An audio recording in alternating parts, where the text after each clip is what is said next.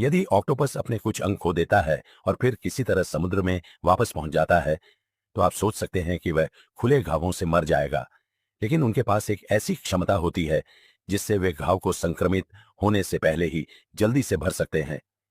जब घाव भरना शुरू होता है, तो नई कोशिकाएं गायब अंगों का पुनर्निर्माण शुरू कर सकती हैं और कई हफ्तों के बाद नए पूरी तरह कार्यात्मक स्पर्शक फिर से विकसित हो जाते हैं।